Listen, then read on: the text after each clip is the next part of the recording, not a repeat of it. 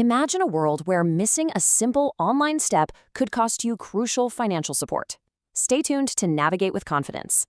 Hey everyone, welcome to this explainer. I am so glad you're here. If you've recently lost your job or had your hours reduced in Massachusetts, you already know firsthand just how stressful that initial application process can be. But here's the secret that catches so many people off guard. Getting approved? Well, that's really only step one. To actually get paid, you have to successfully navigate the Massachusetts Department of Unemployment Assistance, or DUA, system every single week. So think of me as your supportive guide today. Together, we're going to break down this bureaucratic mountain into simple, manageable steps so you can confidently claim the support you've rightfully earned. To help you climb this mountain safely, we'll walk through 6 logical phases: intro and eligibility basics, preparing to certify, step-by-step certification, what happens after submission, avoiding errors and tips, and finally, resources and support. Let's start right off with Section 1, Intro and Eligibility Basics. Right out of the gate, we need to demystify a piece of system jargon that honestly causes a lot of unnecessary panic, and that is the waiting week.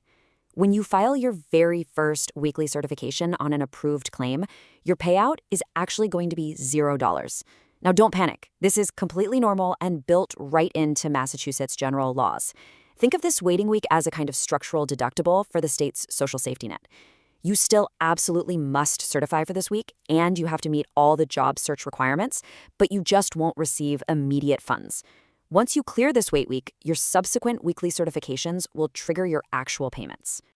It's also absolutely vital to understand who can certify. Basically, there are 2 categories. There's total unemployment, which literally means you worked 0 hours. But there is also partial unemployment. This means if you're working a less than full-time weekly schedule and your earnings are below a certain threshold, you can still claim benefits. The system is literally designed to support you even if your hours are merely reduced, just as long as you accurately report those part-time earnings. Moving right along to Section 2, preparing to certify. Think of this as packing your essential gear before you even log in. Here is your packing list. Step 1. Locate your social security number and your UI online login details, or your 4-digit telecert PIN if you're going to use the phone. Step 2. If you did any part-time work, calculate your exact gross earnings, that means before taxes, for the previous week. And Step 3. Complete your work search activity log. Now, for those of you certifying by phone via telecert, or in the event you're ever audited by the DUA, you are strictly required to maintain a paper record known as Form 1750. You simply must have this written proof of your job search efforts ready to go. Okay, let's dive into this. Section 3, Step-by-Step Certification. As you go through the actual certification questions, you're going to encounter what I call the rule of 3. Please burn this into your memory because it's a completely non-negotiable requirement.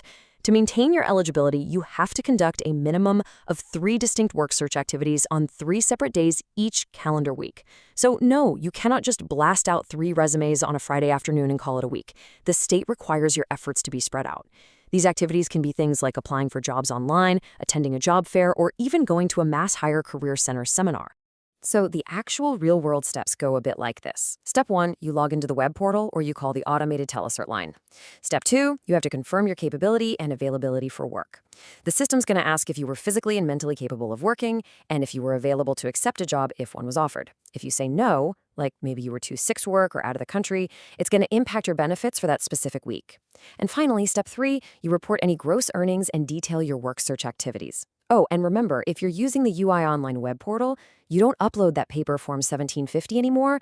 Instead, you just enter your 3 job contacts directly into the web interface. All right, let's move to Section 4. What happens after submission? So, when should you actually expect to see your money? Well, the structural timeline of unemployment in Massachusetts runs on a very strict calendar. Day 1, Sunday, is when a claim week begins. Day 7, Saturday, is when the claim week ends. Now, you cannot certify for a week until that week is officially over. That means on Day 8, the following Sunday, your certification window opens. If you log in on Sunday and successfully certify without any hiccups, typical payment issuance happens 2 business days later. That means the money usually hits your bank account or your DUA debit card by Tuesday. So the crucial point is, you have a strict legal deadline to file this. Under Massachusetts regulations, you have exactly 21 calendar days from the Saturday of the week in question to submit your weekly certification. If you miss this 21-day window, no exceptions, the system automatically blocks your payment. You then have to jump through a bunch of administrative hoops to prove good cause for why you were late just to get those funds released. And this brilliantly illustrates an even bigger danger, the 3-week claim closure warning. Guys, if you fail to file a certification for 3 consecutive weeks, the DUA automatically assumes you found a full-time job or you just don't need the support anymore, and they will completely close your claim. Payments cease immediately. To fix this mess, you'd have to log back in, submit a whole reopen application, and go through the administrative review process all over again. Please, don't let this happen to you. Just set a weekly alarm on your phone. Shifting gears now to Section 5, Avoiding Errors and Tips. Let's troubleshoot some common pitfalls so we can protect your benefits from being delayed or outright revoked. The single biggest mistake claimants make is misreporting income. If you do part-time work, you must report your gross pre-tax earnings for the week you actually did the work, not the week you got paid for it. If the DUA finds out you underreported your earnings, you're going to be hit with a notice of overpayment. And if they determine it was intentional fraud, the penalties are severe. You have to pay the money back, plus a 15% penalty, plus 12% interest, and you'll be forced to serve unpaid penalty weeks on future claims. It is literally never worth it. Always tell the absolute truth about your income. Now, what's really interesting about this slide is how Massachusetts actually incentivizes you to take part-time work while you're on unemployment. It's a formula called the earnings disregard. Basically, you are legally allowed to earn a gross income equal to 1/3 of your weekly benefit amount before the state starts deducting a single penny from your weekly unemployment check. So, picking up a few part-time shifts can genuinely boost your overall weekly income without destroying your claim. Pretty great, right? Finally, we've reached Section 6, Resources and Support. Here is a list of your crucial contact avenues. Take a screenshot or save these in your phone. To certify weekly via the automated phone system, the telecert line is 617-626-6338. For general DUA help and customer service, you're going to want to call 617-626-6800. If you need assistance in a language other than English, the multilingual services number is 1-888-822-3422.